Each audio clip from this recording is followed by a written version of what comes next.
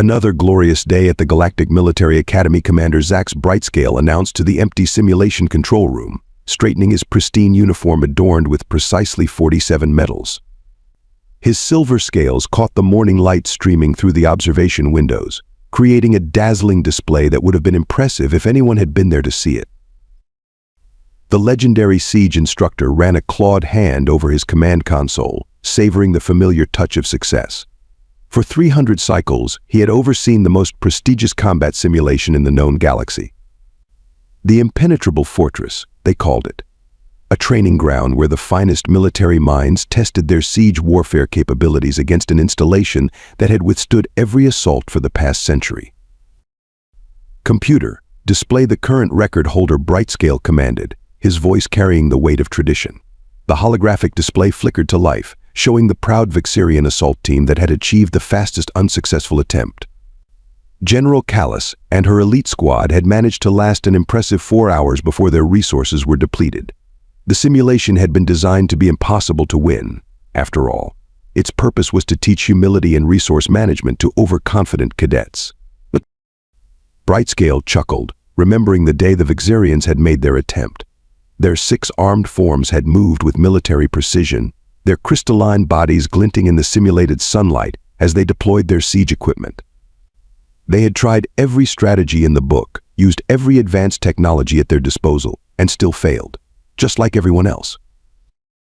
"Commander," the computer chirped, interrupting his reminiscence. "The new candidates have arrived for today's simulation attempt." "Excellent. Display their credentials," Brightscale replied, reaching for his morning cup of fermented mineral water.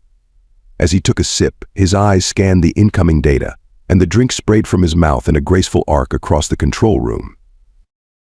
"This must be a mistake," he sputtered, wiping his mouth with a trembling hand. "Computer, verify these credentials. Are you telling me these candidates are human?" "Affirmative, Commander.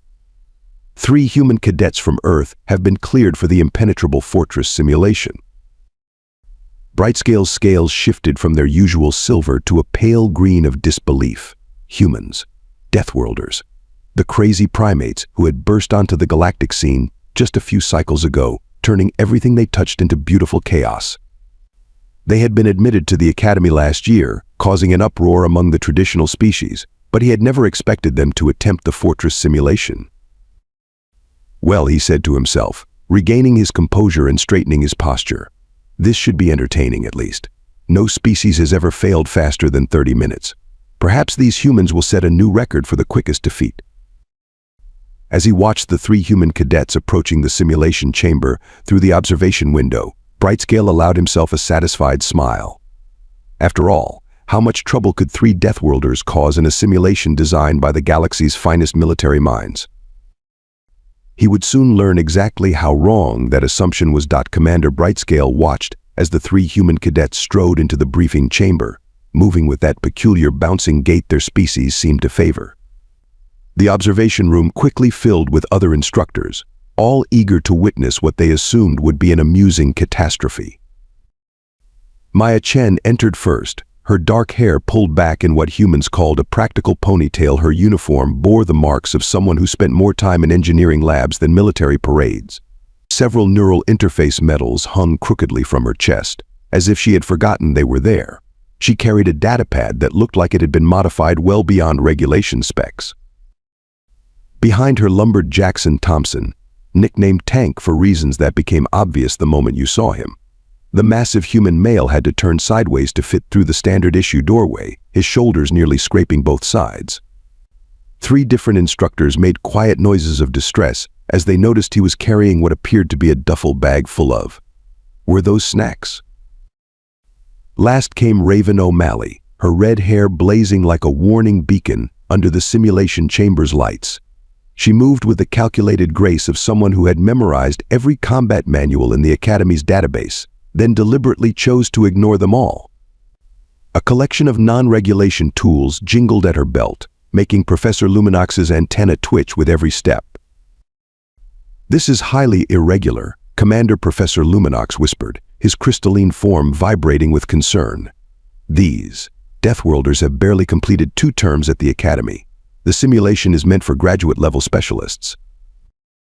Not to mention their complete disregard for proper military decorum, added Instructor Vex 9, their robotic eyes whirring as they zoomed in on Tank unwrapping something called a protein bar. Commander Brightscale waved their concerns away with a practiced flick of his tail. The regulations are clear. Any cadet team that qualifies in the preliminary trials may attempt the simulation. Somehow he paused, still not quite believing it himself. These humans scored perfect marks. But look at them, Professor Luminox's voice rose an octave as Maya Chen began tapping at her modified datapad with one hand while catching pieces of Tank's protein bar with the other. They are not even paying attention to the orientation holograms. Indeed, the traditional pre-simulation briefing was playing, displaying the glorious 100-year history of the impenetrable fortress. While most cadet teams watched in reverent attention, the humans seemed to be having what they called a brainstorming session. Did you see that? Instructor Vex 9's vocal synthesizer crackled with alarm. The O'Malley human just smiled. They are not supposed to smile before attempting the fortress. Commander Brightscale felt a tiny flicker of uncertainty in his gut, but squashed it immediately. "My dear colleagues," he said, his voice dripping with centuries of accumulated smugness, "in 300 cycles, I have seen every possible approach to this simulation. Every strategy, every technology, every desperate gambit. These humans will learn the same lesson as all who came before them. Some challenges cannot be overcome through brute force or clever tricks." As if on cue, Raven O'Malley raised her hand. "Quick question about the fortress's gravitational stabilizers," she called out, her voice carrying that distinctive human tone that somehow managed to combine respect and mischief. "Are they rated for non-standard vector calculations?" Commander Brightscale blinked. That was definitely not a standard pre-simulation question. "The gravitational systems are not relevant to the exercise, Cadet O'Malley." "Oh, perfect," Maya Chen exclaimed, typing something into her datapad with alarming speed. "That means they're not shielded against localized field manipulations." For the first time in 3 centuries, Commander Brightscale felt a drop of nervous sweat roll down his scales. The traditional pre-siege ceremony began with its usual pomp and circumstance. Ancient holograms flickered to life, showing the countless failed attempts of the galaxy's finest military minds.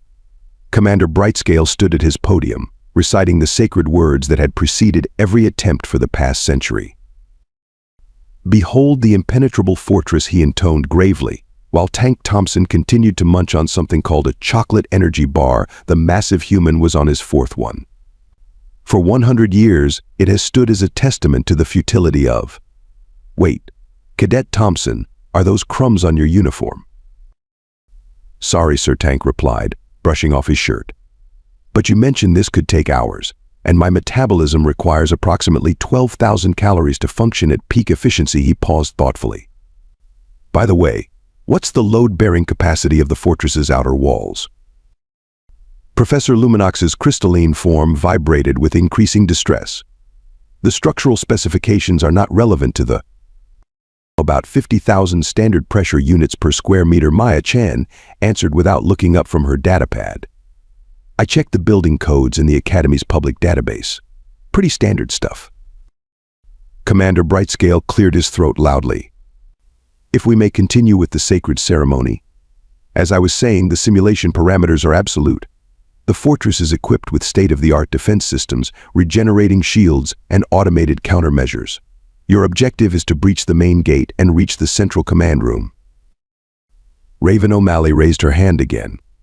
"Quick question about those automated countermeasures. They run on standard prediction algorithms, right? The ones based on the Galactic Military Code of Conventional Warfare." "Of course," Commander Brightscale replied, his scales rippling with pride.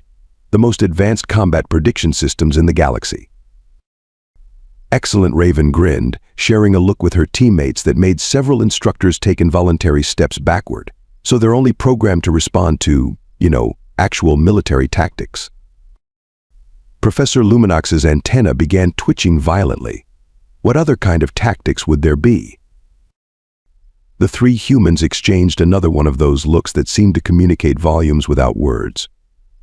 Maya's fingers flew across her datapad, Tank began rummaging through his seemingly bottomless duffel bag, and Raven started humming something that sounded suspiciously like Another One Bites the Dust. Moving on to the final preparations, Commander Brightscale announced, trying to regain control of the situation.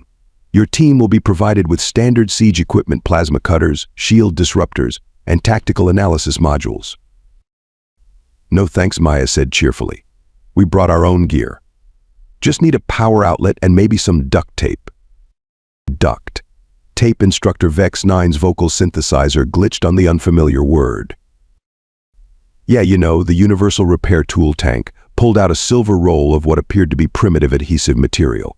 Never start a siege without it. Commander Brightscale felt a headache building behind his eye ridges. Cadets, this simulation has stood undefeated for 100 years. The finest minds in the galaxy have tried and failed. Perhaps you should take this more seriously. Oh, we're taking it very seriously, Raven assured him, checking something on her wrist computer. By the way, what's the policy on using non-standard gravitational vectors during the simulation? Like, hypothetically speaking, if someone were to, say, locally reverse the gravity in a specific section. The room fell silent except for the sound of Maya's typing and Tank opening another energy bar. That would be, Commander Brightscale stuttered, completely unprecedented. Perfect, all three humans said in unison, with expressions that made the gathered instructors suddenly wish they had chosen different careers. As the start time approached, Commander Brightscale couldn't shake the feeling that he was missing something vitally important. The humans were now huddled together, whispering and occasionally breaking into suppressed laughter. Maya's datapad displayed what looked like calculations that violated several laws of physics. Tank had laid out an array of items that seemed better suited to a demolition site than a military simulation. And Raven was practicing what she called parkour moves in the corner. The countdown began, and Commander Brightscale realized with growing dread that this would either be the fastest failure or the most memorable siege in Academy history. The simulation chamber hummed to life, projecting the massive impenetrable fortress in all its glory. Commander Brightscale and the other instructors settled into their observation posts, ready to document what they assumed would be yet another failed attempt. Beginning simulation in 3, 2, 1, the computer announced, simulation active. The gathered aliens waited for the humans to begin the traditional first phase of siege warfare, setting up defensive positions and analyzing the fortress's shield patterns. Instead, Tank Thompson stepped forward, looked up at the towering walls, and said something that would soon become legendary in Academy history. Hey Maya, what happens if we turn off gravity? Commander Brightscale's jaw dropped. They wouldn't dare. But they would. Maya Chen's fingers danced across her modified datapad, while Raven O'Malley pulled out what looked like a handmade grappling gun. Local gravitational field disruption in 3 seconds. Maya announced cheerfully, brace for awesome. Stop them, Professor Luminox shrieked. They cannot possibly. The protest died in his throat as a section of space around the fortress's main gate suddenly flickered. Tank Thompson, all 300 pounds of him, began to float upward like a heavily muscled balloon. He was grinning, and was that a rocket-propelled hammer in his hands? This is unprecedented, Commander Brightscale sputtered into his recording device. The humans are completely ignoring standard siege protocols. They have somehow created a localized zero-gravity field and, by the sacred algorithms, what is Cadet O'Malley doing with that tape? Raven had indeed produced several rolls of duct tape and was using them to create what she called a makeshift inertial compensation system, which appeared to be nothing more than strips of tape arranged in cross patterns across her uniform. The automated defense systems are not responding, Instructor Vex 9 reported, their robotic eyes whirring in confusion. They are programmed to defend against siege weapons and traditional attacks, not whatever this is. Maya's voice crackled over the comm system. Hey Tank, ready for Operation Bowling Ball.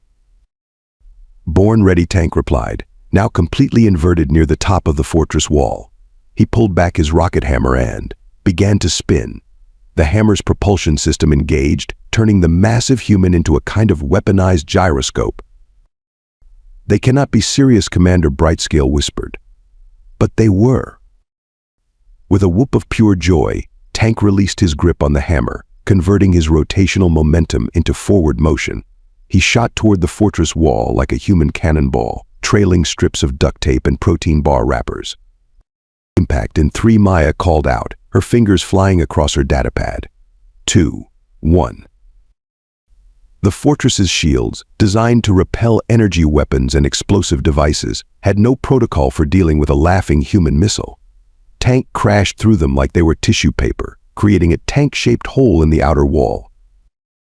Breach achieved, Raven announced, firing her grappling gun through the newly created opening. Maya, you're up. Show them why they call you the physics nightmare. Commander Brightscale watched in horror as Maya Chen activated what she had dubbed the gravity gradient, a cascading series of gravitational field manipulations that turned the fortress's internal corridors into something resembling a deranged amusement park ride. The defensive turrets cannot acquire a target, Professor Luminox wailed. The targeting systems are based on normal ballistic trajectories. They cannot track targets moving in perpendicular gravity fields. Indeed, Maya had created a patchwork of gravity fields pointing in different directions. Raven O'Malley was now running on the walls, then the ceiling, then back to the walls, her duct tape inertial system somehow keeping her stable as she disabled security systems that had never been designed to look up, or down, or sideways. Time check, Commander Brightscale croaked, his scales now a pale shade of disbelief. 3 minutes and 42 seconds since simulation start, the computer replied helpfully. Tank's voice boomed over the comm system. Found the central command room, but the door's locked. Permission to use the universal key. What universal key? Commander Brightscale asked, dreading the answer. The answer came in the form of Tank Thompson, who had apparently used the zero gravity field to position himself as a battering ram, launching himself at the command room door with what he called his special delivery knock. The door, designed to withstand plasma cutters and explosive charges, stood no chance against several hundred pounds of enthusiastic human moving at speed. Tank burst through it in a shower of metal and victory cries. Central command room secured, Maya reported. Total time from start to finish 4 minutes and 17 seconds. The simulation chamber fell silent, except for the sound of debris settling and Tank opening another protein bar. Commander Brightscale stared at the display, his mind refusing to process what he had just witnessed. Computer, he said weakly, please verify the simulation results. Simulation complete. All mission objectives achieved. New record established 4 minutes, 17 seconds. Previous record of 4 hours has been officially surpassed. As the humans high-fived each other and began discussing something called a victory dance, Professor Luminox turned to Commander Brightscale with his crystalline form trembling. Commander, he said in a shell-shocked voice, I believe we may need to update the simulation parameters. Update them? Commander Brightscale laughed hysterically. We need to rewrite the entire galactic book of siege warfare. They use duct tape and protein bars to breach an impenetrable fortress. From the simulation chamber, Tank's voice boomed out once more. Hey, who wants to try it again? I bet we can do it in under 4 minutes this time. The Academy's analysis chamber had never been so crowded. Instructors from every department crammed into the room, jostling for a better view of the holographic replay. Commander Brightscale stood at the center, attempting to maintain his dignity while explaining how 3 human cadets had just rewritten a century of military doctrine. As you can see, he said, his voice only slightly quavering, the humans employed what they call basic physics principles to achieve their breakthrough. Cadet Chen, would you care to explain your approach? Maya stepped forward, still tapping away at her datapad. Sure, it's pretty simple really. Most galactic siege technology is based on energy weapons and force fields, right? But nobody ever thinks about good old-fashioned Newtonian mechanics. Newton, Professor Luminox's crystalline form refracted light in confusion patterns. Is that some advanced Earth combat system? Nah, Tank chimed in, somehow having produced yet another protein bar from his seemingly bottomless supply. He's just some old guy who got hit on the head with an apple and figured out gravity. The room erupted in confused murmurs. Commander Brightscale raised his hands for silence. Please, Cadet Chen, continue with the technical explanation. Right, so first we looked at the fortress's defenses. Super advanced stuff, very impressive. But you know what they all had in common? They assumed attacks would come from logical directions. Maya pulled up her calculations, displaying a dizzying array of vectors and force diagrams. So we thought, what if we just didn't? Did not what instructor Vex 9's vocal synthesizer glitched in confusion? Use logic, all three humans answered in unison. Raven stepped forward, gesturing at the replay. See, the fortress's automated systems are programmed to counter every known siege technique, but they're all based on what makes sense. We figured, why not do something completely nonsensical? The replay showed tanks spinning hammer maneuver again. Several alien instructors covered their visual organs in distress. You intentionally violated basic combat principles. Professor Luminox's voice rose to a near supersonic pitch. That is. Super effective. Apparently Tank grinned, brushing protein bar crumbs from his uniform. The whole human cannonball thing was actually inspired by an old Earth entertainment form called a circus. Commander Brightscale's scales shifted through several colors before settling on a confused mauve. You based your military strategy on entertainment. Well, yeah, Maya exclaimed, pulling up more diagrams. And then we combined it with some basic physics. See, by creating alternating gravity fields, we essentially turned the fortress's internal layout into a giant game of what we call pinball. The defense systems couldn't track us because we weren't following any rational movement patterns. The replay showed Raven bouncing off walls, ceilings, and corridors in what appeared to be complete chaos, but was actually, as they explained, calculated randomness. But the duct tape Professor Luminox finally exploded. How can primitive adhesive strips possibly function as an inertial compensation system? Raven grinned, pulling out a roll. They can't. That was just to mess with you guys. We figured if you were busy trying to understand the tape, you wouldn't notice the actual inertial dampeners we built into our boots. A stunned silence fell over the room. You deliberately used ineffective equipment as a diversion. Commander Brightscale's voice was barely a whisper. Psychological Warfare 101 Tank explained, starting on what must have been his 20th protein bar. While everyone was freaking out about the duct tape, they didn't notice we'd recalibrated the fortress's gravity sensors to interpret my mass as a navigation error. Maya pulled up the final set of calculations. The breakthrough moment was really when we realized we could use Tank's momentum as a kinetic battering ram. The fortress's shields were calibrated to stop energy weapons and explosives, but they had no protocols for dealing with well. A very excited large human moving very fast in the wrong direction, Raven finished, high-fiving Tank. The analysis chamber erupted into chaos. Military theorists argued about rewriting defensive protocols. Physics professors demanded to know how the gravity manipulations hadn't torn the fortress apart.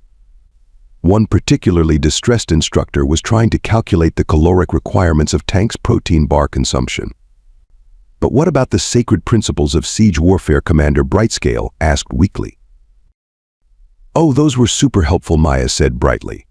They gave us a perfect list of exactly what not to do. Once we knew all the logical approaches, we just had to do the opposite of everything in the manual. The replay reached its conclusion, showing Tank's final breach of the command room door. Several instructors winced at the impact. Computer, a shell-shocked Professor Luminox called out. What was the structural integrity of the command room door? The door was rated to withstand 99.9% of known siege weapons, the computer replied. However, there was no protocol for defending against what the humans classified as a Yet attack, supported by gravitational yeeting dynamics. A what attack? Commander Brightscale asked, immediately regretting the question.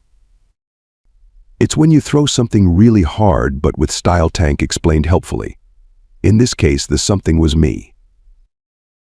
The room fell silent again, broken only by the sound of Tank opening another protein bar and Maya's cheerful typing as she apparently calculated new ways to break physics. Commander Raven said, a worrying glint in her eye, we've been thinking. You know how the simulation's now set up for traditional top-down siege approaches? Yes, Commander Brightscale replied cautiously. What if we tried it sideways next time? The sound of Commander Brightscale's forehead hitting his desk was drowned out by the enthusiastic cheers of 3 human cadets already planning their next assault on the laws of conventional warfare. The official announcement of the new siege record appeared on the Academy's central display with all the gravity of a funeral notice. Commander Brightscale stood before the assembled student body, his scales cycling through colors that hadn't been seen since the Great Chromatic Panic of 2157. "It is my duty," he began, his voice cracking slightly, "to announce that the century-old record for the impenetrable fortress simulation has been absolutely demolished." Tank called out helpfully from the front row, where he was sharing protein bars with a group of fascinated auxilian cadets. "Yes," Commander Brightscale continued, twitching slightly. "The previous record of 4 hours has been reduced to 4 minutes and 17 seconds by the human team of Chen, Thompson, and O'Malley." The assembly hall erupted into chaos. Several crystalline species began vibrating at frequencies that shattered nearby drinking glasses. A group of energy-based life forms temporarily lost cohesion from shock. Furthermore, the commander pressed on, now speaking in the tone of someone reading their own obituary. "The Academy Board has been forced to." He paused, took a deep breath, and finished in a rush, completely rewrite the simulation parameters. "Don't forget to mention the new gravity protocols," Maya shouted cheerfully from where she sat cross-legged on the ceiling, still testing her modified gravity manipulators. Commander Brightscale's eye ridges twitched violently. "Yes, the new protocols now include defenses against non-standard gravitational attacks, unauthorized use of protein bar-based warfare, and something called yeet dynamics." "We're really proud of that last one," Raven commented, absently juggling 3 rolls of duct tape. "It's not every day you get a whole new field of combat physics named after you." Professor Luminox, who had been undergoing crystal therapy since witnessing the simulation, stepped forward. "We have also," he announced, his voice still carrying a slight tremor, "added new regulations regarding the creative use of snack foods as tactical equipment." Tank looked genuinely disappointed. "So no more using protein bar wrappers to confuse sensor systems." "The wrappers are specifically mentioned in paragraph 47, subsection C," Commander Brightscale muttered, "along with any other suspiciously mundane items that may or may not be exactly what they appear to be." The assembly hall's AI chose this moment to display a highlight reel of the record-breaking run. Commander Brightscale's scales shifted to a previously unknown shade of distress as the footage showed Tank's spinning hammer maneuver again. In light of these unprecedented developments, he continued, gripping the podium for support, "The Academy has established a new committee, the Human Tactics Prevention and Response Team." Prevention. Maya looked up from her datapad, where she was apparently calculating ways to weaponize homework. "That sounds like a challenge." "No," Commander Brightscale's voice rose an octave. "It is not a challenge. It is specifically meant to prevent." "To stop." He trailed off as he noticed all 3 humans grinning at him. "Oh, sacred algorithms, you're already planning something, aren't you?" U.S. Raven asked innocently, while behind her back Tank and Maya exchanged a complicated series of hand signals that made several security AIs crash. "We're just simple cadets, eager to learn." Commander Brightscale slumped against the podium. "The simulation was perfect," he whispered. 100 years of teaching proper military doctrine, ruined by 3 humans with snack food and adhesive strips. "Don't forget the power of physics," Maya added brightly. "Newton's laws are universal, after all, even if you use them upside down and backwards." As the assembly dispersed, whispers spread through the crowd. The humans had done more than break a record. They'd broken the galaxy's understanding of what was possible. Already, other species were beginning to question centuries of established military doctrine. Commander Brightscale watched as a group of Vixirian cadets approached the humans, asking questions about something called parkour nearby. An auxilian physics student was trying to calculate the exact momentum requirements for what Tank called the fastball special. "You know what the real irony is," Professor Luminox said, his crystalline form still showing stress fractures from the day's events. "We designed that simulation to teach humility." "Oh, it taught humility, all right," Commander Brightscale replied, watching as Maya began explaining the concept of thinking outside the box to an increasingly worried group of instructors. "Just not to who we expected." From across the hall came Tank's booming voice, "Hey, has anyone ever tried applying these principles to the Advanced Planetary Defense exam?" Commander Brightscale's scales went completely white. As the sound of human laughter mixed with alien panic filled the hall, he made a mental note to update his retirement paperwork. The galaxy, it seemed, would never be quite the same again.